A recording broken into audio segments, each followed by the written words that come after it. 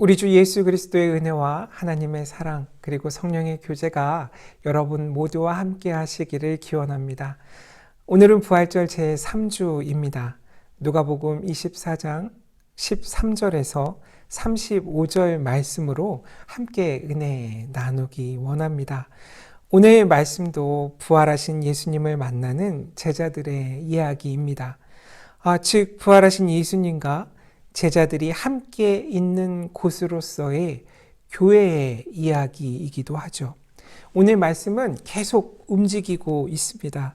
13절에서 보면 두 제자가 엠마오로 가고 있죠. 15절에서는 예수님께서 그들에게 가까이 가셔서 동행하십니다. 마을에 가까이 가고 또 예수님께서 더 가려는 것, 그런 제스처도 보이시고요.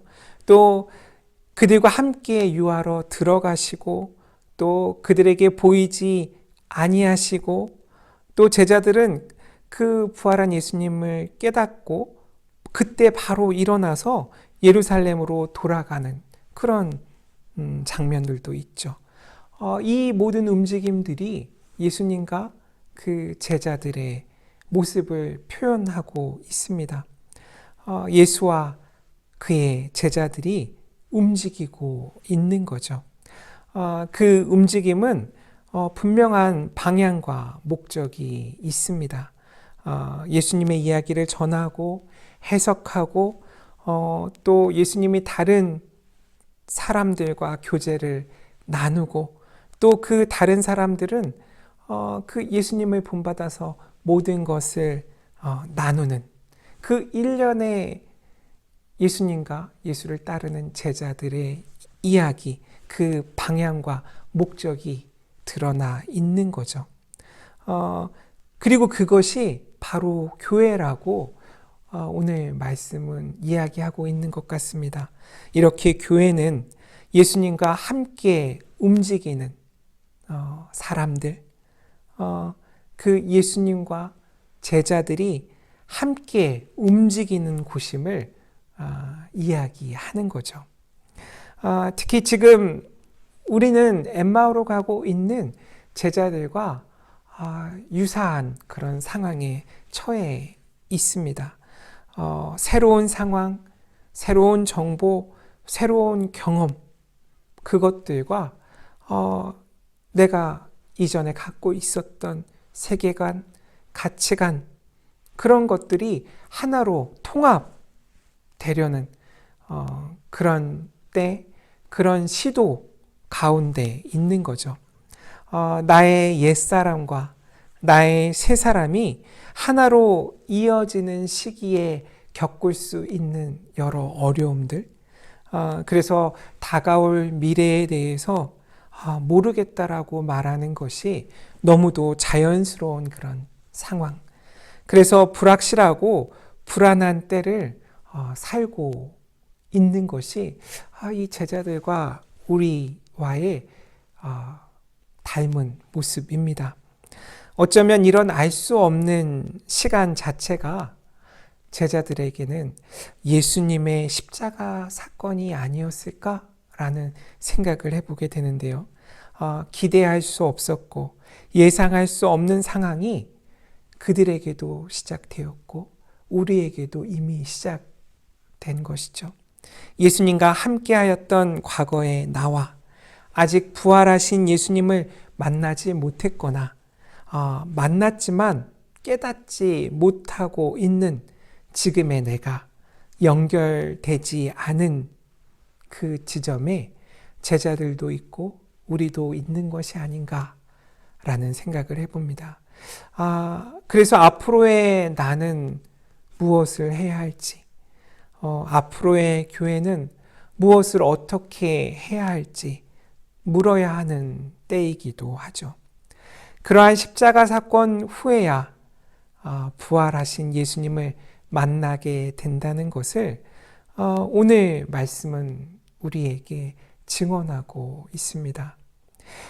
오늘 말씀에서 길이 등장하죠. 엠마오로 가는 길. 이 길은 움직이는 믿음을 상징하고 있지 않을까라는 생각을 해봅니다. 그래서 꼭 교회에 갔습니다.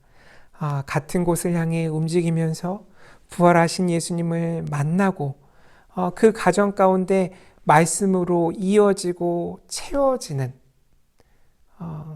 그곳으로 가고 있지 않은가. 그 길이 교회이지 않을까 하는 말이죠. 길은 우리를 하나로 모으고 동일한 경험을 하게 해서 함께 가게 합니다. 그 길에서 하는 경험은 독특합니다. 때때로 오늘 말씀 21절의 상황이 벌어지는데 우리는 이 사람이 이스라엘을 속량할 자라고 바랐노라 라고 제자들이 말하고 있죠. 그 제자들에게서 느껴지는 실망, 고통의 순간, 그런 느낌이 납니다. 길에서 우리가 말하고 듣는 것들 중 실패와 좌절, 희망이 사라진 이야기가 있다는 거죠. 즉, 교회가 영광과 환희의 순간으로만 가득 차 있지 않고 오히려 우리는 희망을 갖고 있었습니다 라고 고백하는 곳이 교회가 아닌지, 그렇게 고백할 때 부활하신 예수님을 만나는 곳이 교회가 아닐지, 희망이 끝나버린 현실에서 걷고 있다라는 것을, 그래서 잠시 멈춰서서 슬퍼함을 정직하게 인정하는 곳, 그리고 그 과정을 통해서 예수 그리스도의 부활이 나에게 꼭 필요한 일임을, 나에게 꼭 일어나야 하는 사건임을 우리가 깨닫게 되는 곳, 그 경험을 통해 다시 누군가에게 예수 그리스도의 부활 사건을 전해야만 하는 그 일이 일어나는 곳이 바로 교회가 아닌가라는 생각이죠.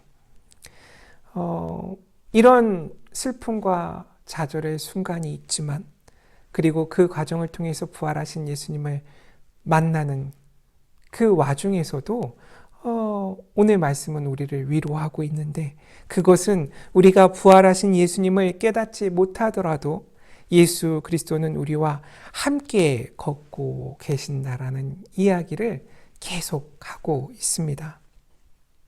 그러므로 예수님과 함께 걷는 길로서의 교회에서는 어떤 일이 일어나고 무슨 일을 해야 하는가에 대해서 묻게 되는 거죠.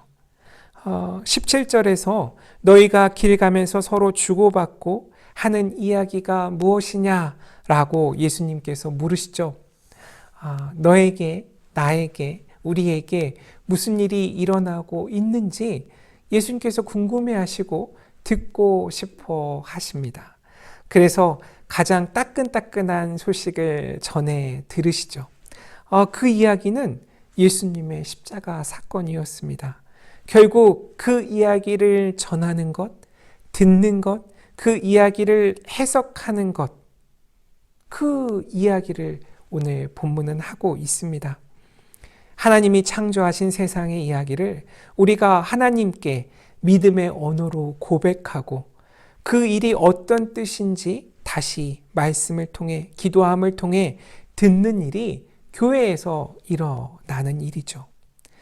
예수님의 이야기를 예수님께 고백하고 다시 주님의 이야기를 듣는 것, 세상을 말씀으로 해석하는 일, 그 과정을 통해 하나님의 일은, 그 뜻은 결코 실패하지 않으신다는 것을 고백하고 믿는 일, 그런 일들이 바로 교회에서 일어나는 일임을 오늘 말씀을 통해 저는 깨달았습니다.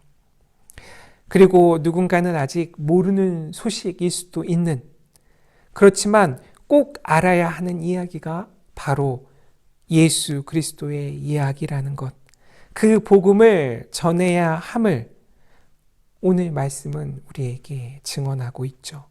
그 일들이 일어나는 순간이 예수 그리스도의 부활 사건을 우리가 비로소 마주하는 때라는 것, 그 장면을 아주 구체적으로 보여주고 있습니다. 그렇다면 부활하신 예수님을 어떻게 알게 되는가? hospitality라는 용어 있죠? 환대라는 말입니다. 이 환대라는 방식으로 예수님을 만나는 우리의 모습을 경험하게 되는 거죠. 이 환대는 우리 자신과 다른 사람이라고 여겨지는 누군가를 새로운 방식으로 보는 일입니다. 오늘 본문의 표현대로라면 눈이 밝아지는 사건입니다. 예수님의 말씀을 기억하는 방식으로 그 낯선 사람과 대화하며 함께 먹고 마시는, 그래서 그를 친구로 대하는 것이 바로 환대입니다. 이것이 부활한 예수님을 만나는 방법입니다. 전혀 예상치 못한 곳에서 만나서 함께 할 때 이 환대를 통해서 나를 다른 이에게 활짝 여는 그런 경험을 하게 되고요. 이 경험을 통해서 결국 내가 변하게 되는 거죠. 따라서 이 눈이 밝아지는 일, 이 일은 낯선 이에게서 예수님을 엿보는 그런 경험입니다. 그래서 우리는 늘 물어봐야 하는데, 누구일까? 소위 타인, 이방인, 낯선 사람, 우리와 다른 사람이라고 우리가 부르고 싶은 그 사람은 누구일까? 그럼에도 하나님께서 함께 부른 사람이라고 우리가 고백할 수밖에 없는 그 사람은 누구일까? 물어야 합니다. 우리 교회에서는 대학 교회이기 때문에 우선적으로 그 사람을 캠퍼스에서 만나는 학생들이라 고백하고 있는 거죠. 그래서 낯선 이를 환대하는 방식으로서 특히 그들을 초대하여 빵을 함께 뗄 수 있는가? 라는 물음에 교회는 답해야 하는 것입니다. 이번 학기에는 상황이 여의치 않지만 우리 교회는 진짜 음식을 준비해서 꾸준히 학생들과 나누려고 했는데 그 이유가 바로 여기에 있는 것이죠. 그리고 여전히 환대에는 용기가 필요합니다. 요즘 가장 많이 쓰는 용어가 사회적 거리 두기가 아닐까 생각을 합니다. 더 생각해 보면 문화적 그리고 정서적으로 내가 그동안 여러 이유로 스스로 행했던 이러한 총체적인 거리 두기를 내가 어느 순간에 가로지를 수 있을까? 묻게 되는 거죠. 거리 두기를 나를 희생하는 방식으로 용기를 내어 뛰어넘는 사람들, 요즘 우리가 자주 보게 됩니다. 코로나19의 가장 앞에 서 있는 분들, 의료진들, 방역 당국, 그리고 봉사자들 수도 없이 많죠. 가장 낯선 사람, 가장 가까이 할 수 없는 이들에게 이 환대를 실천하고 있는 사람들 보게 됩니다. 오늘 말씀에서처럼 여전히 부활하신 예수님과 다시 식사하고 있다라는 것을 모르는 상태에서 환대라는 것은 낯선이었던 예수님에게 나의 주도권을 넘겨주는 일입니다. 사회적인 역할을 뒤집어 보는 일입니다. 나만 할 수 있다고 여기던 축복과 나눔을 누군가에게 맡겨보는 일입니다. 주객이 전도되는, 손님이 주인이 되는 순간에 우리가 기꺼이 참여할 수 있는가? 라고 묻는 일이죠. 이 뒤집힘, 새로운 질서 가운데서 그 낯선 사람의 부활의 몸을 통해서 우리가 스스로 자조하며 이야기하던 우리에게 희망이 있었지 라는 그 희망을 회복할 수 있게 된다는 이야기입니다. 어쩌면 내가 친숙한 예수님은 십자가의 예수님, 부활의 예수님, 오병이어의 예수님, 산상수훈의 예수님, 누군가를 고치시고 가르치시는 예수님만 아니신지, 오늘 말씀에서처럼 평범한 식탁에 앉아 있는 그런 예수님에 대해서는 우리가 무관심하지 않았는지, 그리고 그 평범한 식탁에 예수님께서 경계를 허물고 같이 둘러 앉아 있는 누군가, 예수님께서 먹이시고 말씀하시는 그 누군가를 우리가 외면하고 있지 않았는지, 그런 나를 발견하는 일이 오늘 말씀을 통해서 우리가 해야 하는 일입니다. 신앙의 눈으로 본 환대는 부활한 예수님과 빵을 떼는 일이고, 하나님의 뜻이 이곳에 구현되는 일이고, 우리가 하나님의 구원의 사역에 동참하는 일입니다. 그렇기 때문에 환대는 우리의 영적인 성장을 요청하는 일이면서 영적 성장을 가져오는 그런 영적인 실천이기도 합니다. 마지막으로 오늘 말씀에는 그 시각적인 그런 모습들이 많이 보이는데, 그때마다 시간적인 설정도 드러나 있죠.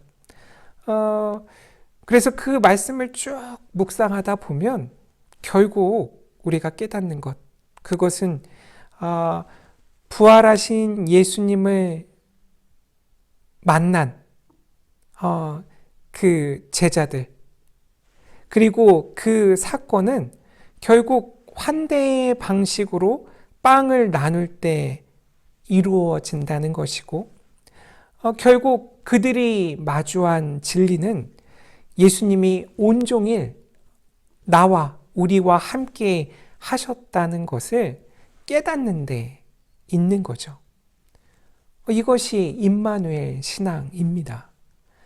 그들의 눈이 밝아져 그인 줄 알아보더니 예수는 그들에게 보이지 아니하시는지라 라는 31절의 이 말씀, 이 사건 이전과 이후에 제자의 삶은 어떠한가에 대한 물음입니다.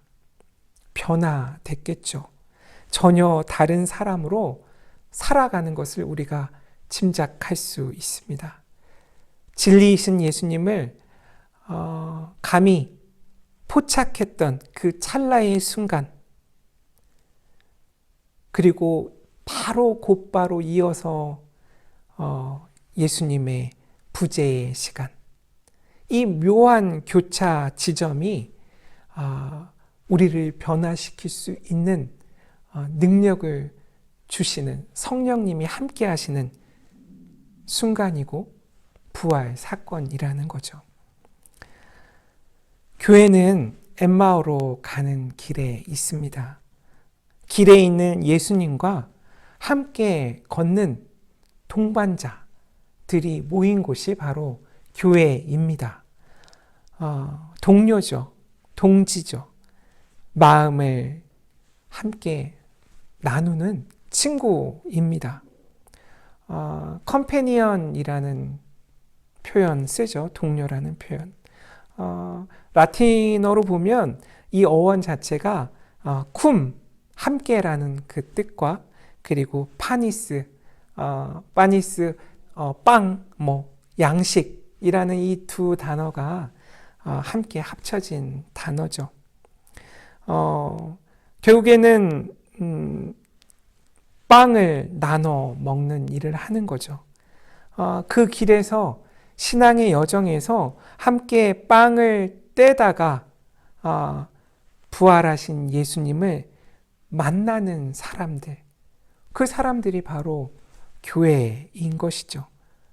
그래서 교회는 엠마오로 가는 그 길에 있는 것이죠. 따라서 오늘 말씀은 그동안 한 번도 경험해 보지 못한 방식으로 찾아온 지금의 시간들 가운데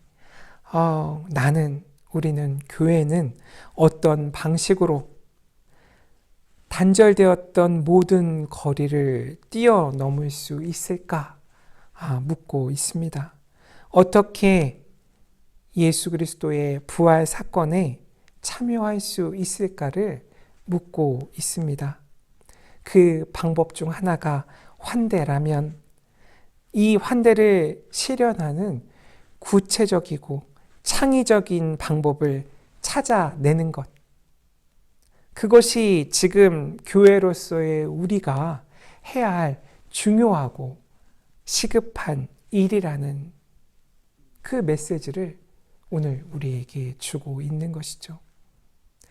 저와 여러분이 그렇게 부활하신 예수님을 이 교회 가운데 만나시길 바랍니다. 모든 지각에 뛰어난 하나님의 평강이 그리스도 예수 안에서 저와 여러분의 마음과 생각을 한 주 동안도 지키시리라 믿습니다. 아멘.